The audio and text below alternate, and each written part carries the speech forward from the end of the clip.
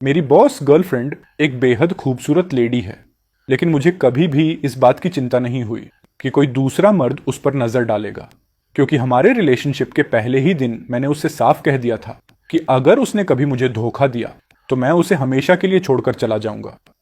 ये बात सुनते ही कल्याणी उर्फ खोंगन हुओक ही एकदम बेचैन हो गई और उसने अपने आसपास के सभी मर्दों से दूरी बना ली। नॉर्मल दिनों में वह कभी किसी क्लाइंट के साथ मीटिंग या डिनर पर नहीं जाती थी। यहां तक कि बाहर जाते वक्त भी वह दूसरे मर्दों से कम 3 मीटर का डिस्टेंस बनाकर रखती थी। लेकिन जब उसकी बेस्ट फ्रेंड का भाई लाइफ में आया तो हमारे बीच का यह सुकून भरा टाइम पूरी तरह खत्म हो गया। उन दोनों के बीच नजदीकियां बहुत तेजी से बढ़ने लगीं। उसने एक के बाद एक सारी हदें पार कर दी और बात यहां तक पहुंच गई कि उसने मेरे पीठ पीछे चुपके से उससे मैरिज भी कर ली। कल्याणी को लगा था कि वह इस सीक्रेट को हमेशा छिपा कर रख पाएगी, लेकिन उसे यह नहीं पता था कि मुझे इसके क्लू मिल चुके हैं। इसके बाद मैं उसकी बेस्ट फ्रेंड तो थानहम के पास गया। मैंने उससे कहा कि अगर तुम्हारे भाई ने मेरी गर्लफ्रेंड को छीन लिया है तो क्यों ना तुम मुझसे शादी कर लो। हमारी और उनकी शादी एक ही दिन, एक ही मंडप में होगी। यह बात सुनकर तो थानहम की आंखों में एक अजीब सी चमक आ गई। वह धीरे से अपनी सीट से उठी और वहां से जाने लगी। उसका यह रिएक्शन देखकर मैंने एक ठंडी सांस ली। आखिर हमारे सर्कल में हर कोई जानता था कि वह एक बहुत ही रूढ़ और ईगो वाली लड़की है, लेकिन अगले ही पल मेरे कानों में उसकी एक ठंडी और गंभीर आवाज पड़ी। उसने कहा कि अगर उस लड़की ने सच में ऐसा किया है तो मैं आपसे शादी करने के बारे में सोच सकती हूँ। जैसे ही मैं रेस्टोरेंट से उठकर बाहर जाने लगा तभी मुझे एंट्रेंस गेट पर एक जाना पहचाना चेहरा दिखाई दिया। कल्याणी एक यंग और हैंडसम लड़के के हाथ में हाथ डाले अंदर आ रही थी। टेबल पर बैठने के बाद वह बहुत प्यार से उसे खाना सर्व कर रही थी और उसका मुंह साफ कर रही थी। उसका यह अंदाज इतना नेचुरल था कि देखकर किसी का भी दिल टूट जाए। कोई अनजाना इंसान उन्हें देखता तो यही समझता कि वे दोनों एक दूसरे के लिए ही बने हैं। आज हमारी एनिवर्सरी का 3रा साल था, लेकिन मेरे सामने चल रहा यह नज़ारा बहुत बड़ा मजाक लग रहा था। कुछ देर पहले ही कल्याणी ने मुझे एक मैसेज भेजा था। उसने लिखा था कि कोथान, आज ऑफिस में बहुत ज़्यादा काम है और मुझे लेट हो जाएगा, इसलिए अगले कुछ दिनों तक तुम घर पर मेरा वेट मत करना। मैं उनसे कुछ ही दूरी पर बैठा था। मैं चुपचाप इस नज़ारे को देख रहा था और अंदर ही अंदर अपनी किस्मत पर हंस रहा था। एक वक्त था जब उसने अपनी बेपनाह मोहब्बत से मेरे इस सन्यासी जैसे दिल को पिघला दिया था। मैंने भी सोचा था कि हम हमेशा साथ रहेंगे, लेकिन आज वह किसी और मर्द पर अपना पूरा प्यार लुटा रही थी और सिर्फ एक छोटे से गेम के लिए उसने मेरे पीठ पीछे उस लड़के से कोर्ट मैरिज तक कर ली थी। ये सोचते ही मेरी आंखों से एक आंसू टपक गया, जिसे पोंछकर मैं बिना पीछे मुड़े वहां से निकल गया। घर पहुंचते ही मैंने सबसे पहला काम यह किया कि पिछले 3 सालों की हमारी सारी यादें, सारे गिफ्ट्स और तस्वीरें एक बॉक्स में कलेक्ट की और बिना सोचे समझे उन्हें डस्टबिन में फेंक दिया। अगले दिन जब वह घर आई तो नौकर ने पूछा कि सर और मैडम, कल आपकी 3rd एनिवर्सरी कैसी रही? ये सुनते ही कल्याणी एकदम हैरान रह गई, जैसे उसे अचानक याद आया हो कि कल हमारा स्पेशल डे था। उसने मुझसे कहा कि आई एम सॉरी कोथान, कल ऑफिस में कुछ बहुत ज़रूरी काम था, इसलिए मैं भूल गई। मैंने उसका झूठ नहीं पकड़ा और बस एक हल्की सी स्माइल के साथ कहा कि कोई बात नहीं। मेरा यह नॉर्मल बिहेवियर देखकर उसे और भी ज़्यादा गिल्ट फील हुआ। उसने तुरंत अपने असिस्टेंट को फ़ोन किया और आज के अपने सारे शेड्यूल्ड कैंसिल कर दिए। इसके बाद उसने फ़ोन पर किसी से फुसफुसाते हुए बात की। फ़ोन कट करने के बाद वह मेरे पास आई और बोली कि कोथान, कल की कसर आज पूरी करते हैं। क्या तुम उस नए खुले इटालियन रेस्टोरेंट में नहीं जाना चाहते थे? चलो आज वहीं चलते हैं। पूरे रास्ते में बिल्कुल खामोश रहा। कल्याणी ने मेरी इस चुप्पी पर ध्यान नहीं दिया, क्योंकि उसका पूरा फोकस उसके फ़ोन पर था। मुझे सोचने की ज़रूरत भी नहीं थी। मुझे पता था कि वह पूरे रास्ते तो येंटू के साथ चैटिंग कर रही थी। रेस्टोरेंट में हमारे लिए पूरी जगह बुक थी। हर तरफ खूबसूरत फ्लावर्स और हमारी पुरानी तस्वीरें लगी थीं। जब वेटर खाना लाने की तैयारी कर रहा था तभी कल्याणी वॉशरूम चली गई। उसका फ़ोन टेबल पर रखा था और लगातार वाइब्रेट हो रहा था। मैं उस रिंगटोन से इतना परेशान हो गया कि मैंने उसका फ़ोन उठा लिया। मेरी उंगलियां उसकी स्क्रीन पर रुक गईं। मैंने आदत के मुताबिक अपना पासवर्ड और डाला, लेकिन स्क्रीन पर रॉन्ग पासवर्ड शो हुआ। मेरे हाथ कांपने लगे। जिस पासवर्ड को वह 1 साल से यूज़ कर रही थी उसने उसे अचानक चेंज कर दिया था। मैंने अपनी नज़रें झुकाईं और इस बार तो येंटू की बर्थ डेट डालकर ट्राई किया। फ़ोन तुरंत अनलॉक हो गया। स्क्रीन ओपन होते ही सामने तो येंटू की चैट खुली हुई थी। भले ही वह आज पूरे दिन मेरे साथ थी, लेकिन उन दोनों के बीच की बातचीत एक पल के लिए भी नहीं रुकी थी। इसी बीच तो येंटू का एक और मैसेज आया कि दीदी, मुझे आपकी बहुत याद आ रही है। तभी कल्याणी वॉशरूम से बाहर आ गई। मैंने तुरंत उसका फ़ोन वापस रख दिया। कल्याणी ने जब अपना फोन देखा तो वह थोड़ी सहम गई, लेकिन जब उसे लगा कि सब कुछ नॉर्मल है तो उसने राहत की सांस ली। जब खाना टेबल पर आया तो मैंने वॉशरूम जाने का बहाना बनाया, लेकिन जब मैं बाहर आया तो उसकी सीट खाली हो चुकी थी। तभी मेरे फोन पर कल्याणी का एक मैसेज आया कि ऑफिस में अचानक एक इमरजेंसी आ गई है, इसलिए मैं जा रही हूँ। अगली बार मैं तुम्हारे साथ फुर्सत से डिनर करूंगी, तुम अपना खाना खा लेना। डिनर खत्म करने के बाद मैं अकेले ही रेस्टोरेंट से बाहर आया। आसमान से बर्फबारी शुरू हो चुकी थी। कल्याणी कार लेकर जा चुकी थी। इस खराब मौसम में कोई भी टैक्सी या कैब मिलना इम्पॉसिबल था। मेरे पास पैदल चलने के अलावा कोई ऑप्शन नहीं था। बर्फ के ठंडे टुकड़े हवा के साथ सीधे मेरे चेहरे पर लग रहे थे। वह पिघलती हुई बर्फ मेरे गालों से नीचे गिर रही थी और मुझे समझ नहीं आ रहा था कि वह बर्फ का पानी था या मेरे आंसू। इस वीरान सड़क पर रात के वक्त दूर दूर तक कोई गाड़ी या इंसान नजर नहीं आ रहा था।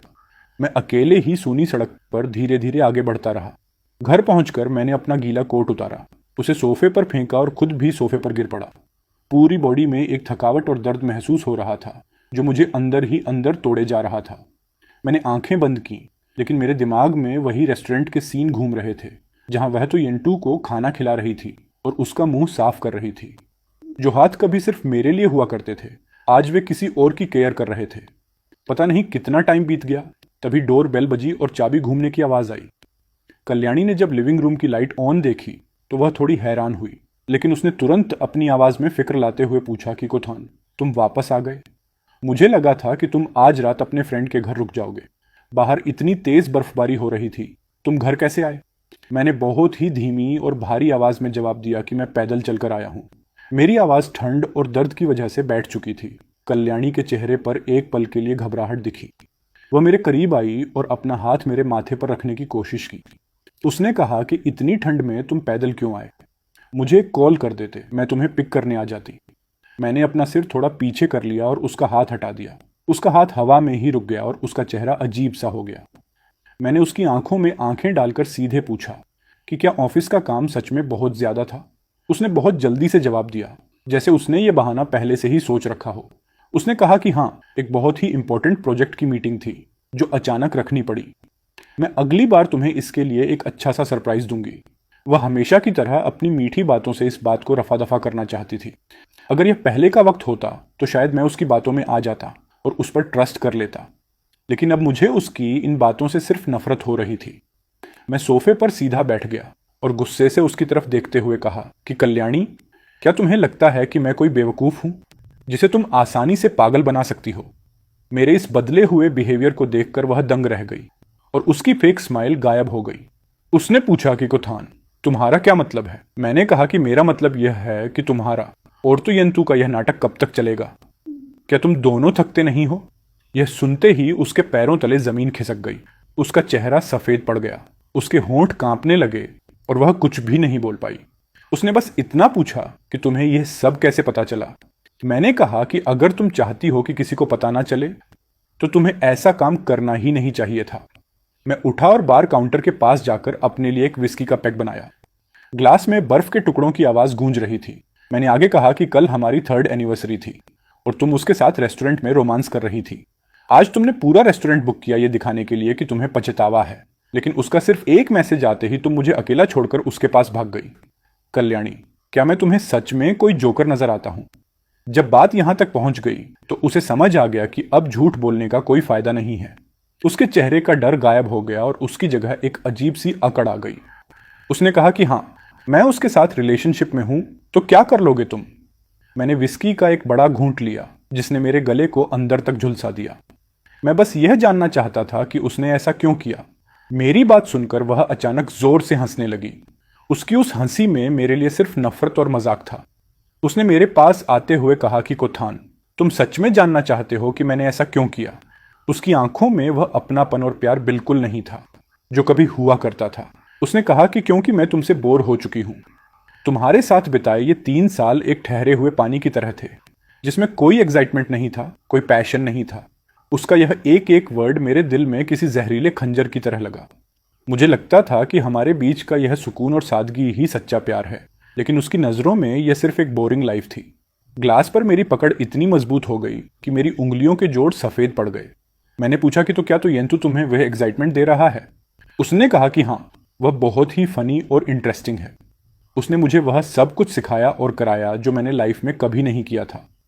उसके साथ रहकर मुझे फील होता है कि मैं सच में जी रही हूं। मैंने उसकी आंखों में देखते हुए वह आखिरी सवाल पूछा जिसने मेरे दिल के टुकड़े टुकड़े कर दिए। मैंने पूछा कि तो क्या तुम दोनों अब मैरिज करने वाले हो? कल्याणी ने अपनी नजरें चुराईं, लेकिन अगले ही पल उसने अपना सिर उठाकर बड़ी बेशर्मी से कहा कि वह तो बस एक गेम था। क्या तुम हर छोटी बात का इतना बड़ा इश्यू बनाओगे? हमें क्या पता था कि खेलते खेलते खेल सच हो जाएगा। मैंने उसकी बात को पूरा करते हुए कहा कि अच्छा तो यह बात है। उस वक्त मुझे ऐसा लगा जैसे किसी ने मेरे ऊपर ठंडा पानी डाल दिया हो। जिस 3 साल के रिलेशन को मैंने अपनी जान से ज्यादा संभाला, उसका एंड इस तरह की धोखेबाजी से होगा, यह मैंने कभी नहीं सोचा था। कल्याणी के मुंह से यह सब सुनकर ऐसा लगा जैसे मेरे 3 साल के सैक्रिफाइस उसके लिए सिर्फ एक मामूली सा गेम थे। मैं उसके लिए खुद को सबसे दूर रखता रहा।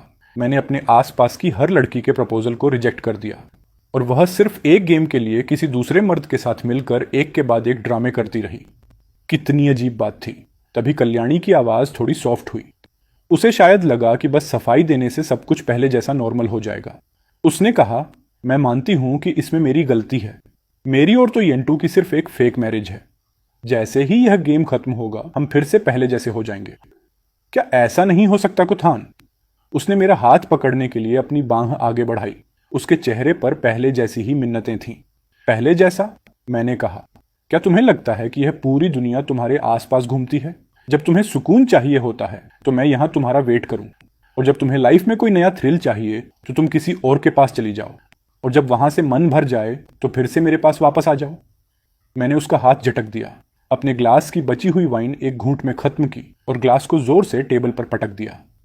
मैंने उसके हैरान चेहरे की तरफ देखा और एक एक वर्ड चबाते हुए कहा, कल्याणी, हमारा रिलेशन अब खत्म हो चुका है। इतना कहकर मैं पीछे मुड़कर चल दिया, बिना किसी अफसोस के। बाहर बर्फबारी और तेज हो चुकी थी। मैं बिना पीछे मुड़े उस सफेद धुंधली बर्फ के बीच आगे बढ़ गया। इस बार मुझे ठंड का एहसास नहीं हो रहा था, क्योंकि मेरा दिल अंदर से पूरी तरह मर चुका था। विला से निकलने के बाद मैंने एक पब्लिक फोन बूथ से अपने असिस्टेंट को कॉल किया। मैंने उससे कहा कि वह मेरे लिए एक नया अपार्टमेंट ढूंढे और मेरा सारा पर्सनल सामान पैक करके वहां शिफ्ट कर दे।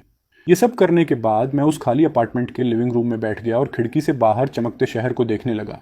कल्याणी ने कहा था ना कि यह सिर्फ एक गेम है, और तो यंटू भी उसके साथ ये गेम खेलना चाहता था ना। अगर तुम दोनों को फेक मैरिज का नाटक करना ही है तो मैं एक रियल वेडिंग करके दिखाऊंगा। मैंने अपने वॉलेट से तो थानहम का बिजनेस कार्ड निकाला। मैं काफी देर तक उस नंबर को देखता रहा। मेरी उंगली कई बार कॉल बटन पर जाकर रुकी, लेकिन आखिरकार मैंने डायल कर ही दिया। काफी देर तक रिंग जाने के बाद दूसरी तरफ से कॉल रिसीव हुआ। फोन पर तो थानहम की वही जानी पहचानी ठंडी आवाज सुनाई दी। कौन है? मैं हूं, कोथान। तुमने उस दिन रेस्टोरेंट में जो बात कही थी, क्या तुम आज भी उस पर टिकी हो? दूसरी तरफ कुछ देर के लिए बिल्कुल सन्नाटा छा गया। मुझे लगा कि शायद वह फोन काट देगी, लेकिन तभी उसकी आवाज फिर से आई। कोई प्रॉब्लम नहीं है, मुझे मंजूर है। फोन कटने के बाद मेरे दिल की सारी उलझनें गायब हो गईं। उसकी जगह एक अजीब सा सुकून और कॉन्फिडेंस आ गया। मैंने अपना लैपटॉप ओपन किया और शहर की सबसे बेस्ट वेडिंग प्लानर कंपनी को सर्च करना शुरू कर दिया।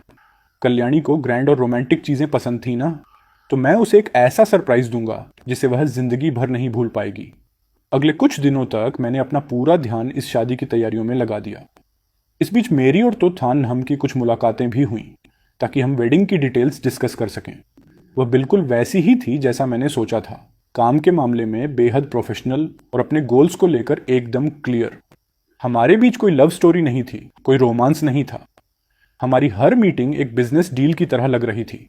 एक दिन जब हम एक स्टोर से बाहर आए तो बाहर धूप बहुत अच्छी खिली हुई थी। तो थानम ने ब्लैक गॉगल्स पहन रखे थे, जिससे उसका आधा चेहरा छिपा हुआ था। बस उसकी शार्प जो लाइन और पतले रेड लिप्स दिख रहे थे। वह मेरे बगल में चल रही थी। हमारे बीच आधे हाथ का डिस्टेंस था, बिल्कुल दो जान पहचान वाले अजनबियों की तरह। उसने मुझसे कहा, लगता है तुम्हें बिल्कुल भी घबराहट नहीं हो रही है। मैंने पूछा, किस बात की घबराहट? अगले महीने की 18 तारीख को तुम्हारी शादी है, और तुम्हारी दुल्हन वह लड़की नहीं है जिससे तुमने 3 साल तक प्यार किया, बल्कि मैं हूं जिससे तुम सिर्फ कुछ ही बार मिले हो। उसने अपने कदम रोके और सिर घुमाकर मेरी तरफ देखा। गॉगल्स के पीछे से उसकी आंखें साफ नहीं दिख रही थीं। मैं मुस्कुराया। चेहरे पर पड़ती धूप थोड़ी तेज लग रही थी। मैंने कहा, और तुम्हारा क्या? तुम उस मर्द से शादी करने जा रही हो जिससे तुम्हारा भाई नफरत करता है। तुम अपनी आधी जिंदगी उस इंसान के नाम करने जा रही हो जिससे तुम प्यार नहीं करती। क्या तुम्हें घबराहट नहीं हो रही? वह खामोश रही। काफी देर बाद वह दोबारा आगे बढ़ने लगी। उसकी आवाज इतनी धीमी थी कि लगभग ना के बराबर सुनाई दी। कम से कम जिसे मैंने चुना है वो तुम हो। इस बात का कोई सिरा नहीं था। मुझे कुछ समझ नहीं आया। हमारे सर्कल में बिजनेस फैमिलीज के बीच शादियां होना एक आम बात थी, तो थान नम की फैमिली बैकग्राउंड और उसकी ब्यूटी को देखते हुए उससे शादी करने वालों की लाइन शहर के एक कोने से दूसरे कोने तक लग सकती थी। अगर वह चाहती तो अपनी फैमिली में स्टेटस मजबूत करने के लिए किसी भी बड़े बिजनेसमैन से शादी कर सकती थी, लेकिन उसने मुझ जैसे इंसान को चुना जिसे उसकी पुरानी गर्लफ्रेंड ने रिजेक्ट कर दिया था। अपार्टमेंट वापस आकर मैंने सबसे पहला काम यह किया कि अपने फोन से ब्लॉक लिस्ट हटा दी। जैसे ही फोन का नेटवर्क वापस आया, अगले ही सेकंड कल्याणी का कॉल आ गया। स्क्रीन पर उसका नाम देखकर मैं एक पल के लिए झिझका, लेकिन फिर मैंने कॉल अटेंड कर ली। कोथान, आखिरकार तुमने मेरा फोन उठा ही लिया। तुम इतने दिनों से कहां थे? मैं तुम्हें कितने दिनों से ढूंढ रही हूं। क्या तुम अभी भी मुझसे नाराज हो? उसकी आवाज में एक अजीब सी बेचैनी और पछतावा था। अगर यह पहले का वक्त होता तो मैं कब का पिघल चुका होता, लेकिन आज उसकी यह रोने धोने वाली आवाज सुनकर मेरे दिल में कोई फीलिंग्स नहीं आई, बल्कि मुझे यह सब बहुत लाउड और इरिटेटिंग लगा। मैंने कहा, अब हमारे बीच बात करने के लिए कुछ नहीं बचा है कल्याणी। नहीं, मैं यह नहीं मानती। मैंने तो यंतु से साफ साफ कह दिया है, वह शादी कैंसिल हो चुकी है। क्या हम फिर से एक नई शुरुआत कर सकते हैं? शादी कैंसिल हो गई। मुझे उसकी बात पर हंसी आने ही वाली थी। उसे सच में लगता है कि इस पूरे ड्रामे का रिमोट कंट्रोल उसी के हाथ में है। वह जब चाहेगी तब चीजें शुरू होंगी और जब चाहेगी तब खत्म। मैंने कहा, तुम्हें क्या लगता है जब चाहो तब खत्म कर दो? बहुत देर हो चुकी है, मैं शादी कर रहा हूं। लाइन के दूसरी तरफ अचानक एक सन्नाटा छा गया। मैं उसकी तेज होती सांसों को सुन सकता था, जैसे उसे अपने कानों पर यकीन नहीं हो रहा था। काफी देर बाद उसने कांपती हुई आवाज में पूछा, तुमने क्या कहा? तुम किससे शादी कर रहे हो? वक्त आने पर तुम्हें पता चल जाएगा। अगले महीने की 18 तारीख को फोर सीजन्स होटल में मेरी शादी है। तुम्हारा वेलकम है। मैंने सीधे फोन कट कर दिया और उसका नंबर हमेशा के लिए ब्लैकलिस्ट में डाल दिया। इस बार हमेशा के लिए। मुझे पता था कि वह इतनी आसानी से हार नहीं मानेगी, लेकिन अगले कुछ दिन बहुत शांत गुजरे। कल्याणी ने मुझे परेशान करने की कोई और कोशिश नहीं की, जैसे उसने इस सच को एक्सेप्ट कर लिया हो। लेकिन मुझे पता था कि यह तूफान से पहले का सन्नाटा है। इस बीच मैं और तुथान हम अपनी शादी की तैयारियों में बिजी हो गए। हम साथ में वेडिंग ड्रेस और शेरवानी ट्रायल के लिए गए। जब तुथान हम वह व्हाइट कलर का गाउन पहनकर ट्रायल रूम से बाहर आई तो वहां मौजूद हर शख्स खामोश रह गया। मिरर में हम दोनों एक परफेक्ट कपल की तरह लग रहे थे। जैसे जैसे शादी का दिन पास आ रहा था, हमारे बीच का रिलेशन सिर्फ एक डील से बढ़कर थोड़ा क्लोज होने लगा था। हम उन टॉपिक्स पर भी बात करने लगे थे जिनका शादी से कोई लेना देना नहीं था, जैसे उसकी पसंद की मूवीज या मेरा फेवरेट म्यूजिक। मुझे रियलाइज हुआ कि वह असल में उतनी रूड नहीं है, बस उसने खुद को सेफ रखने के लिए अपने चारों तरफ एक हार्ड लेयर बना रखी है। वह बहुत ही इंटेलिजेंट और समझदार थी। हर बात पर उसकी अपनी एक अलग सोच थी। उससे बात करना अब मुझे अच्छा लगने लगा था। शादी से ठीक एक दिन पहले मुझे एक अननोन पार्सल मिला। जब मैंने उसे खोला तो उसके अंदर पिछले 3 सालों की मेरी और कल्याणी की तस्वीरें थीं, जिन्हें बुरी तरह से टुकड़ों में काटा गया था। उन टुकड़ों के नीचे एक कार्ड था जिस पर उसकी सुंदर हैंडराइटिंग में बहुत ही कड़वी बातें लिखी थीं। कुथान, तुम बहुत पछताओगे। जो चीज मेरी नहीं हो सकती वह मैं किसी और की भी नहीं होने दूंगी। मैंने उन टुकड़ों को देखा और जो थोड़ी बहुत फीलिंग्स मेरे दिल में बची थीं वे भी हमेशा के लिए खत्म हो गईं। मैंने अपना फोन उठाया और तुथान हम को एक मैसेज भेजा, कल एक बहुत अच्छा ड्रामा होने वाला है। शादी वाले दिन सुबह बहुत जल्दी उजाला हो गया था। मैं खिड़की के पास खड़ा होकर जागते हुए शहर को देख रहा था। तभी मेरे असिस्टेंट ने आकर कहा, सर टाइम हो चुका है, क्या उधर तैयारी पूरी है? मैडम सुबह 5 बजे से ही मेकअप के लिए रेडी हो चुकी हैं। गाड़ियों का काफिला नीचे वेट कर रहा है। सर, क्या आपने सच में पूरा मन बना लिया है? वह पिछले कुछ सालों से मेरे साथ था, इसलिए कल्याणी के बाद वह मेरे पास्ट को सबसे बेहतर जानता था। उसने मुझे कल्याणी को सरप्राइज देने के लिए पूरी रात जागकर रूम डेकोरेट करते हुए भी देखा था और उसकी एक मामूली सी ख्वाहिश के लिए पूरे शहर में उसका फेवरेट केक ढूंढते हुए भी देखा था। मैंने मिरर में खुद को देखा, एक परफेक्ट सूट, सलीके से संवारे हुए बाल। उस चेहरे पर ना तो कोई खुशी थी और ना ही कोई गम, बस एक अजीब सी खामोशी थी। मुझे अपनी लाइफ में आज से पहले कभी इतनी क्लैरिटी फील नहीं हुई थी। गाड़ियों का काफिला रेडी था। जिस रास्ते से हम फोर सीजन्स होटल जा रहे थे वहां से मैं पहले हजारों बार गुजर चुका था। कल्याणी को वहां की इवनिंग टी बहुत पसंद थी। उसे खिड़की के पास वाली सीट सबसे अच्छी लगती थी क्योंकि वहां से आधा शहर दिखता था। उसने कई बार मेरा हाथ पकड़कर हमारी शादी के सपने देखे थे। उसने कहा था कि हमारी शादी इसी होटल के रूफटॉप गार्डन पर होगी और चारों तरफ व्हाइट रोजेज होंगे। वह दुनिया का सबसे बेस्ट वेडिंग गाउन पहनकर मुझसे शादी करना चाहती थी। आज भी दूल्हा मैं ही था, वेन्यू भी वही था, बस दुल्हन बदल चुकी थी।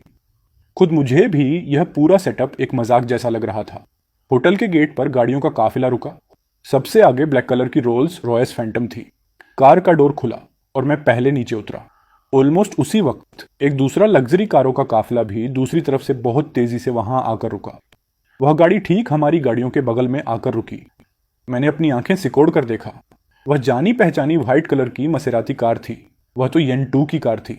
वहां का माहौल अचानक बहुत अजीब हो गया। होटल के स्टाफ और वहां आए गेस्ट्स इस ड्रामेटिक सीन को बड़े ध्यान से देखने लगे। दोनों काफिले बिल्कुल अलग अलग खड़े थे, जैसे उनके बीच कोई साइलेंट वॉर चल रही हो। तो येन 2 की कार का डोर खुला। वह बहुत ही एटीट्यूड के साथ नीचे उतरा, कार के दूसरी तरफ गया और बहुत ही तमीज से गेट ओपन किया। कल्याणी सबके सामने आई।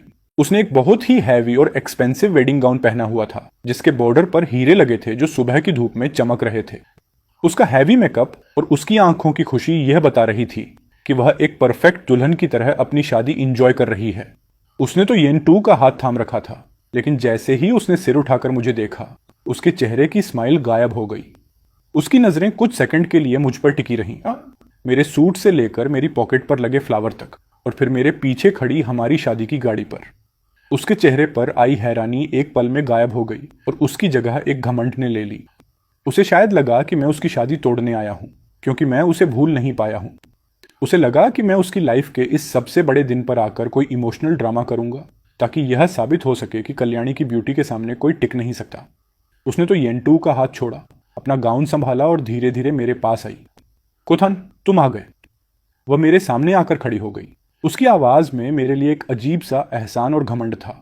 उसने आगे कहा, मुझे पता था कि तुम आओगे, लेकिन अब बहुत देर हो चुकी है। मैंने तो येन 2 से शादी करने का फैसला कर लिया है। तभी तो येन 2 ने हंसते हुए कहा, कोथान, पिछले 3 सालों तक कल्याणी का ख्याल रखने के लिए थैंक यू, लेकिन आज से ये मेरी वाइफ है। हम तुम्हें अंदर शादी की ड्रिंक के लिए इनवाइट नहीं करेंगे। कहीं ऐसा ना हो कि यह सब देखकर तुम्हारा दिल टूट जाए। मैंने उन दोनों को एक दूसरे की हाँ में हाँ मिलाते देखा और मुझे उन पर बहुत हंसी आई। मैंने कहा, किसने कहा कि मैं तुम दोनों की शादी में आया हूं? कल्याणी ने चौंक कर पूछा, तो फिर तुम यहां क्या करने आए हो? इससे पहले कि मैं कुछ बोलता, उसने चिढ़कर कहा, कोथान, प्लीज अब कोई तमाशा मत करो। आज मेरी लाइफ का इतना बड़ा दिन है। मैं नहीं चाहती कि यहाँ का माहौल तुम्हारी वजह से खराब हो। अच्छा, तो यह बात है, आज मेरी लाइफ का भी सबसे बड़ा दिन है।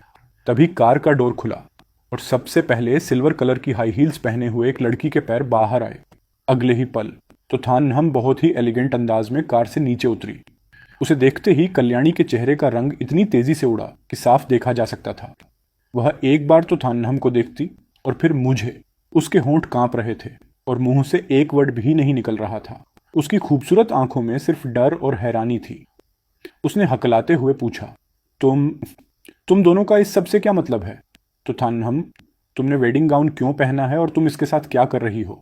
तो यंतु का चेहरा तो कल्याणी से भी ज्यादा खराब हो चुका था। उसके चेहरे पर जो घमंड और स्माइल थी वह इस वक्त पूरी तरह गायब थी और चेहरा पीला पड़ चुका था। उसने गुस्से में कहा, तो थानहम, आखिर तुम क्या बकवास कर रही हो? तो थानहम ने उसकी तरफ देखना भी जरूरी नहीं समझा। वह बस कल्याणी की तरफ मुड़ी और उसके चेहरे पर एक बहुत ही हल्की स्माइल आई। लेकिन उस स्माइल में कोई प्यार नहीं था, बल्कि एक ठंडी और तीखी नफरत थी। उसने कहा, मिस कल्याणी, क्या आपकी आंखें इतनी खराब हैं कि आप कुछ देख नहीं सकती? क्या आपको समझ नहीं आ रहा कि आज मेरी और कोथान की शादी है? शादी? तुम दोनों की शादी? कल्याणी को लगा जैसे उसने कोई बहुत बड़ा जोक सुन लिया हो। उसने चिल्लाकर कहा, कोथान, तुम मुझे बताओ कि यह सच नहीं है। तुम मुझसे झूठ बोल रहे हो ना? तुम सिर्फ मुझे जलाने के लिए इसके साथ मिलकर यह नाटक कर रहे हो ना? वह तेजी से आगे बढ़ी और उसने मेरा हाथ पकड़ने की कोशिश की, लेकिन मैंने पीछे हटकर खुद को बचा लिया। कल्याणी, मैंने उसकी तरफ देखा। जलन और गुस्से की वजह से उसका चेहरा इतना अजीब लग रहा था कि वह मुझे पहली बार एक अजनबी जैसी लगी। मैंने कहा, कल्याणी, नाटक तुम कर रही थी, मैं नहीं। तुम्हारा और तोयंतु का गेम अब ओवर हो चुका है और अब मेरी शादी शुरू होने वाली है। मैंने अपने कोट की अंदर वाली पॉकेट से 2 रेड कलर की मैरिज सर्टिफिकेट बुक्स निकाली और धीरे धीरे उसके सामने ओपन कर दी। उन पर मेरा और तो थान हम का नाम और फोटो साफ साफ प्रिंट थे। सुबह की तेज धूप में वे दोनों सर्टिफिकेट्स इतने चमक रहे थे कि कल्याणी की आंखों में चुभने लगे। कल्याणी की नजरें उन दोनों सर्टिफिकेट्स पर टिक गईं और उसकी बॉडी डगमगाने लगी। अगर तो यंटू ने उसे वक्त पर नहीं संभाला होता तो वह शायद जमीन पर गिर जाती। उसने रोते हुए कहा, यह सब झूठ है। कोथान, तुम मेरे साथ ऐसा कैसे कर सकते हो? प्लीज ऐसा मत करो। हमारे 3 साल के प्यार को तुम एक पल में भूलकर किसी और से शादी कैसे कर सकते हो? मैंने पलटकर पूछा, तो तुमने क्या किया था? हमारी 3rd एनिवर्सरी के दिन जब तुम किसी और मर्द के साथ रेस्टोरेंट में रोमांस कर रही थी, तब तुम्हें हमारे 3 साल के प्यार की याद नहीं आई? तुम सिर्फ एक घटिया गेम के लिए उसके साथ फेक मैरिज करके पूरी दुनिया को दिखाना चाहती थी। तब तुमने एक बार भी मेरे बारे में सोचा था? कल्याणी, तुमने मुझे पहले खुद से दूर किया था। मेरा एक एक वर्ड किसी चाकू की तरह उसके घमंड और उसकी झूठी डिग्निटी की परतें छील रहा था। आखिरकार वह पूरी तरह टूट गई और जमीन पर बैठकर अपना चेहरा छिपाकर जोर जोर से रोने लगी। तो यंतु का चेहरा भी गुस्से से काला पड़ चुका था। उसने जो पूरा प्लान बनाया था जिससे वह कल्याणी को भी पा लेता, अपने दुश्मन को भी नीचा दिखा देता और अपनी फैमिली में अपना स्टेटस भी बना लेता, वह पूरा प्लान अब पूरे शहर के सामने एक बहुत बड़ा मजाक बन चुका था। वह मुझे इस तरह देख रहा था जैसे अपनी आंखों की आग से मुझे अब भी जलाकर राख कर देगा। उसने दांत पीसते हुए कहा, कोथान, तुम बहुत चालाक निकले। तुम्हारी इतनी हिम्मत कि तुमने मेरी ही बहन के साथ मिलकर मेरे खिलाफ गेम खेला। इस बात को मैं हमेशा याद रखूंगा। मैंने ठंडे लहजे में कहा, मैं हर वक्त रेडी हूं। इसी बीच होटल के अंदर से एक बहुत ही रॉयल और सीनियर लेडी बाहर आई। वे तो थान हम की मदर यानी मिसेज तो थी। उन्होंने जमीन पर रोती हुई कल्याणी और गुस्से में खड़े तो यंटू की तरफ देखा तक नहीं। वे सीधे हमारे पास आईं और उनके चेहरे पर एक बहुत ही प्यारी स्माइल थी। उन्होंने कहा, थान हम को थान, अंदर सारे गेस्ट्स आ चुके हैं, अब लोगों को और ज्यादा वेट मत कराओ। उन्होंने बहुत प्यार से तो थान हम का दूसरा हाथ पकड़ा और फिर मेरे हाथ को थपथपाया। वह एक बड़े बुजुर्ग का आशीर्वाद था, एक साइलेंट सपोर्ट और एक्सेप्टेंस। होटल के बड़े गेट के अंदर जाते वक्त मैंने फील किया कि तो थान हम ने, जिसने मेरा हाथ पकड़ रखा था, मेरी बांह को थोड़ा और कस लिया। मैंने सिर झुकाकर उसकी तरफ देखा। उसने भी सिर उठाकर मुझे देखा। उसके चेहरे पर कोई खास एक्सप्रेशन नहीं थे, लेकिन उसकी साफ आंखों में एक अजीब सी चमक थी, जैसे कोई तारा टूटकर गिरा हो। मैं समझ गया था कि यह तो बस एक शुरुआत है। हम दोनों ने एक दूसरे को देखकर स्माइल की। उस स्माइल में कोई लव नहीं था, लेकिन एक ऐसी चीज थी जो प्यार से भी ज्यादा मजबूत थी। दो पार्टनर्स के बीच का एक सॉलिड ट्रस्ट, जिससे एक बहुत बड़ा ड्रामा शुरू होने वाला था। मंडप में पंडित जी ने पूछा, क्या आप मिस तो थान हम को अपनी वाइफ के रूप में एक्सेप्ट करते हैं, चाहे लाइफ में कितनी भी गरीबी आए या अमीरी, चाहे सिचुएशन अच्छी हो या खराब, आप कभी इनका साथ नहीं छोड़ेंगे? मैंने कहा, हाँ, मुझे मंजूर है। तभी आसपास खड़े गेस्ट्स आपस में कानाफूसी करने लगे। ये को थान लड़का तो बहुत चालू निकला। इसने तो सीधे तो थान हमको ही पटा लिया। हाँ यार, देखो कल्याणी वहां नीचे बैठकर कैसे बुरी तरह रो रही है और यह यहाँ कितनी शान से खड़ा है। मर्द होते ही ऐसे हैं। लेकिन तो थान हम भी कम डेंजरस नहीं है। उसने अपने सगे भाई का ही पत्ता काट दिया। इस बार तो फैमिली में बहुत बड़ा तमाशा होने वाला है। उनकी आवाजें बहुत तेज नहीं थीं, लेकिन हमारे कानों तक साफ आ रही थी। शादी खत्म होने के बाद जब हम अपने रूम में थे, तभी मेरे असिस्टेंट ने आकर कहा, सर, मिस कल्याणी नीचे आई हैं और वो आपसे मिलने की जिद कर रही हैं। सिक्योरिटी उन्हें रोक नहीं पा रही है, वह बस ऊपर आने ही वाली है। मैंने कहा, वह तो जैसे कोई पीछा ना छोड़ने वाली आत्मा बन गई है। तो थान हमने मुझसे पूछा, क्या मुझे यहाँ से चले जाना चाहिए? मैंने कहा, नहीं, इसकी कोई ज़रूरत नहीं है। अब हम हस्बैंड वाइफ हैं, तुम्हें किसी से छिपने की ज़रूरत नहीं है। उसे ऊपर आने दो। कल्याणी जैसे ही रूम में आई, उसने रोते हुए मेरा हाथ पकड़ना चाहा और बोली, कोथान, प्लीज़ मेरे साथ चलो, हम घर वापस चलते हैं। हम घर जाकर आराम से बात करेंगे। मैंने उसका हाथ हटाया और कहा, कल्याणी, अपनी आंखें खोलकर साफ साफ देख लो, आज मेरी शादी हो चुकी है। वह पागलों की तरह चिल्लाई, मुझे बस तुम चाहिए, तुम मेरे साथ चलो। वह गेम मैं अब और नहीं खेलूंगी। मैं सिर्फ तुमसे प्यार करती हूँ, हमेशा सिर्फ तुमसे ही प्यार किया है। अगर मैंने खुद उसकी असलियत ना देखी होती तो शायद आज मैं उसकी इस रोती हुई आवाज़ से इमोशनल हो जाता, लेकिन अब मुझे कोई फर्क नहीं पड़ रहा था। तभी तो थान हम बीच में आई और उसने ठंडे लहजे में कहा, अच्छा ऐसी बात है मिस कल्याणी, आप कहती हैं कि आपको थान से 3 साल से प्यार करती हैं, तो फिर अपने रिलेशन के दूसरे साल में जब आपने मिस्टर बजाज के बेटे से वह डायमंड रिंग एक्सेप्ट की थी, तब आपका प्यार कहाँ था? और पिछले साल वैलेंटाइंस डे के दिन जब आप एक डायरेक्टर के साथ उनके प्राइवेट क्लब में पूरे 7 घंटे तक थीं, तब क्या था? ओहो हो, मैं तो भूल ही गई। आपका और मेरे भाई तो येंटू का रिलेशन किसी ट्रुथ या डेयर के गेम से शुरू नहीं हुआ था। मुझे अच्छे से याद है कि 6 महीने पहले आप दोनों को मनाली में साथ में वेकेशन एंजॉय करते हुए देखा गया था। ये सुनते ही वहां खड़े स्टाफ और असिस्टेंट्स के होश उड़ गए। ओ गॉड, ये लड़की क्या क्या कर रही थी? ये तो बहुत बड़ा स्कैम निकला भाई। ये लड़की तो बेहद बेशर्म निकली। धीरे बोलो, वो लोग देख रहे हैं। कल्याणी का चेहरा पूरी तरह उतर चुका था। उसने रोते हुए मुझसे कहा, कोथान, तुम मत जाओ, तुम मेरी बात सुनो, मैं सब एक्सप्लेन कर सकती हूँ। ये सब सच नहीं है, ये लड़की झूठ बोल रही है। तो थान हमने कहा, मैं झूठ बोल रही हूँ या सच? ये तुम्हारे दिल को अच्छे से पता है। काफी रात हो चुकी है, अब हमें निकलना चाहिए। वहां मौजूद गेस्ट्स और स्टाफ हमें विश करने लगे। Happy married life sir, take care, thank you so much everyone, मैंने कहा। आखिरकार सारे गेस्ट चले गए और हम अपने नए अपार्टमेंट में आ गए।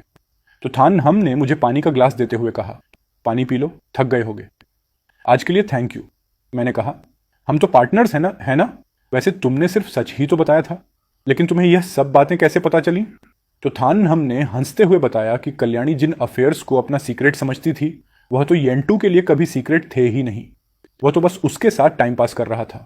तो येंटू बहुत ही शक करने वाला इंसान है और उसका कंट्रोलिंग बिहेवियर बहुत ज्यादा है।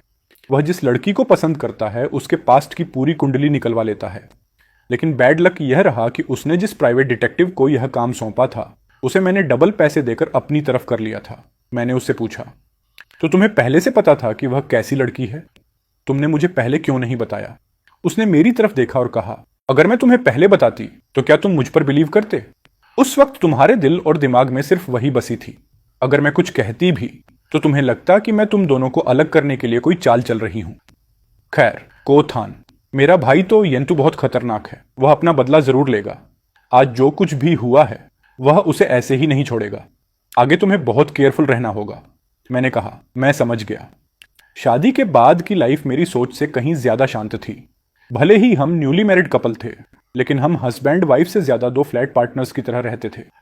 हम एक ही घर में रहते थे, लेकिन हमारे रूम्स अलग थे। सुबह वह मुझसे पहले उठ जाती थी और मेरे लिए किचन में एक सिंपल सैंडविच और गर्म दूध का ग्लास छोड़कर चली जाती थी। शाम को जब मैं ऑफिस से लौटता तो वह अक्सर अपने स्टडी रूम में काम कर रही होती या लिविंग रूम में कोई क्लासिक मूवी देख रही होती। हमारे बीच बहुत ज्यादा बातचीत नहीं होती थी, लेकिन एक दूसरे के स्पेस की रिस्पेक्ट करना मुझे बहुत रिलैक्स फील कराता था। कल्याणी के साथ उस ड्रामेबाज और धोखे से भरे रिलेशन के बाद यह शांत लाइफ मेरे लिए एक राहत की सांस जैसी थी। लेकिन इस शांति के पीछे एक तूफान भी चल रहा था। मैंने तो थान नहम के दिए हुए डॉक्यूमेंट्स का यूज करके बिजनेस मार्केट में तो येंटू पर सीधे अटैक करना शुरू कर दिया। उसकी कुछ इन्वेस्टमेंट कंपनीज के बड़े प्रोजेक्ट्स को मैंने पहले ही अपने हाथ में ले लिया, जिससे उसकी कंपनी में पैसों का बहुत बड़ा लॉस हुआ। वह जिस जमीन को खरीदने की प्लानिंग महीनों से कर रहा था, उसे भी मैंने दूसरी कंपनीज के साथ मिलकर उसके हाथ से छीन लिया। हर एक छोटी जीत मुझे एक अजीब सा सुकून दे रही थी। भले ही इससे मेरे दिल का खालीपन पूरी तरह नहीं भर रहा था, लेकिन रात की अधूरी नींद में मुझे थोड़ा आराम जरूर मिल जाता था। तो येंटू को संभलने का मौका ही नहीं मिल रहा था। लगातार हो रहे लॉसेस ने उसे पूरी तरह तोड़ दिया था। उसने अलग अलग लोगों के जरिए मुझे मैसेज भेजे, कभी धमकियां दी तो कभी पैसों का लालच दिया, लेकिन मैंने उसकी एक ना सुनी। यह वर उस दिन ही शुरू हो गई थी जब उसने कल्याणी को मुझसे छीनने का फैसला किया था, और अब पीछे हटने का कोई रास्ता नहीं था। एक दिन दोपहर को जब मैं अपनी एक ऑनलाइन मीटिंग खत्म कर चुका था, तभी तो थान हम का कॉल आया। उसने पूछा, क्या तुम आज शाम को फ्री हो? मेरी मॉम ने तुम्हें डिनर पर इनवाइट किया है। मैंने कहा, हाँ बिल्कुल, क्यों नहीं। उसने कहा, शाम को 7 बजे उसी पुरानी जगह पर। आराम से आना, टेक केयर। ऑफिस का काम खत्म करके मैं अपनी कार से उस शांत और प्राइवेट रेस्टोरेंट की तरफ निकल पड़ा। शाम के वक्त ट्रैफिक थोड़ा ज्यादा था।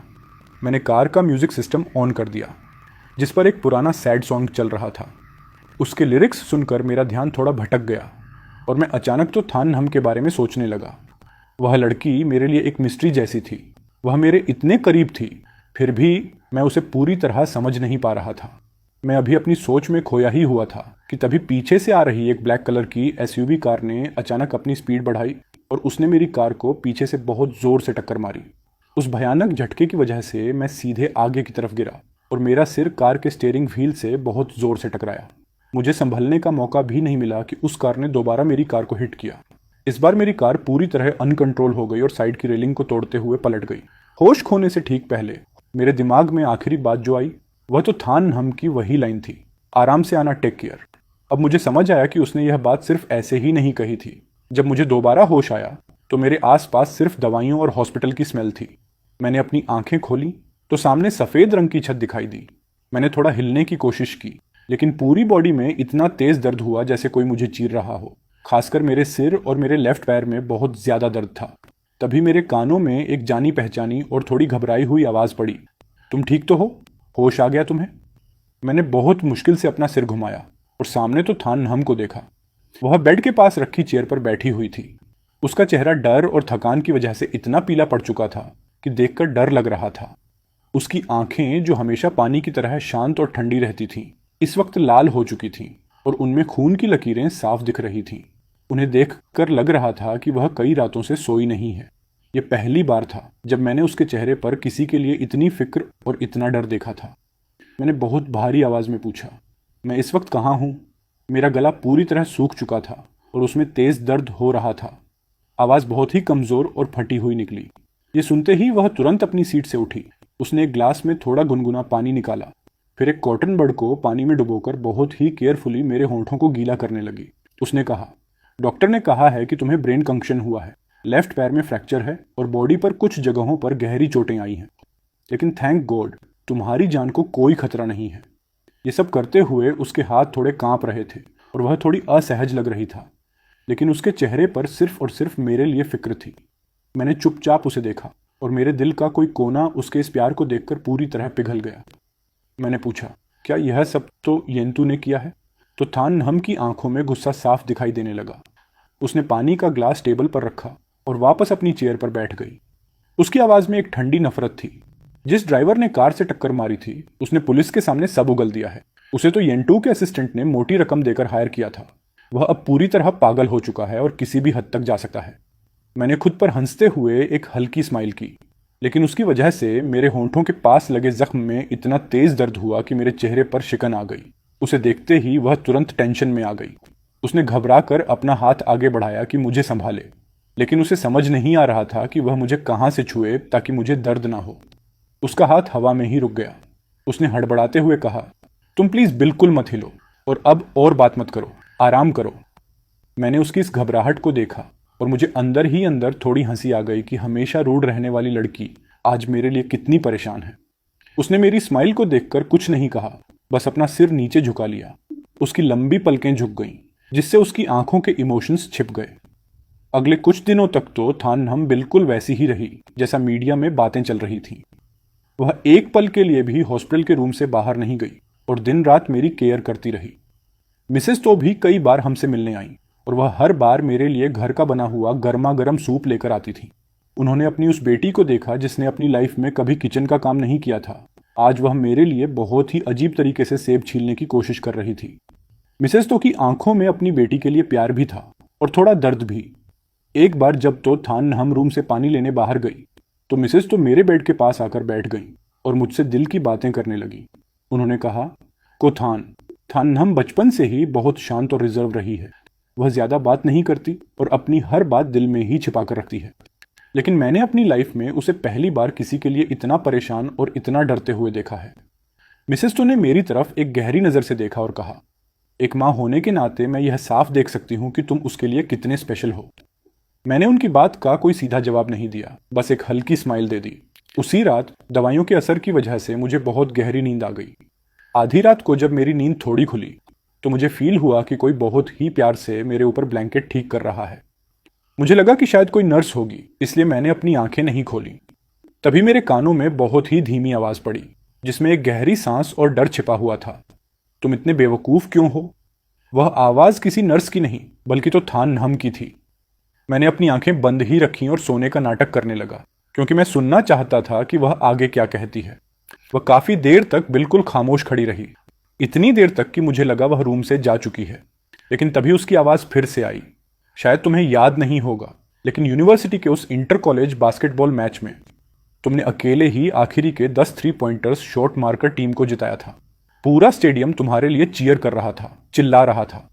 लेकिन मैच खत्म होने के बाद तुम अकेले ही ग्राउंड के कोने में बैठकर चुपचाप पानी पी रहे थे। तुम्हें देखकर ऐसा लग रहा था जैसे उस जीत से तुम्हें कोई फर्क ही नहीं पड़ता। उस वक्त मुझे लगा था कि यह लड़का कितना अलग और कितना इंटरेस्टिंग है। ये सुनते ही मेरे दिल की धड़कन एक पल के लिए रुक गई। वह तो कई साल पुरानी बात थी। मैंने अपने दिमाग पर थोड़ा जोर डाला। मुझे धुंधला सा याद आया कि हाँ, मैंने उस मैच में खेला था और कुछ अच्छे शॉट्स भी लगाए थे, लेकिन मुझे वहां तो थान्नहम के होने का कोई अंदाजा नहीं था। मुझे आज समझ आया कि जब हम दोनों एक दूसरे को जानते भी नहीं थे, तब भी किस्मत ने हमारे बीच एक कनेक्शन बना दिया था। उसकी आवाज में एक अजीब सा अकेलापन और दर्द था जो मैंने पहले कभी नहीं सुना था। उसने आगे कहा, बाद में मुझे पता चला कि तुम्हारा नाम को थान है, लेकिन तब तक तुम कल्याणी के साथ रिलेशनशिप में आ चुके थे और मैं कभी तुमसे अपने दिल की बात कहने की हिम्मत ही नहीं कर पाई। अब मुझसे और सोने का नाटक नहीं हुआ। मैंने धीरे धीरे अपनी आंखें खोल दी।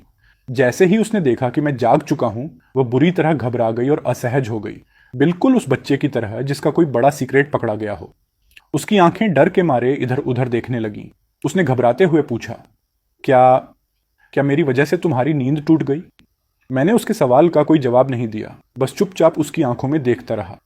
मैंने बस इतना कहा, उस साल का वह बास्केटबॉल मैच। ये सुनते ही तो थान्नहम की पूरी बॉडी जैसे जम गई और उसका खूबसूरत चेहरा एकदम रेड हो गया। काफी देर के सन्नाटे के बाद उसने धीरे से अपना सिर हाँ में हिलाया। उस पल मुझे सब कुछ समझ आ गया।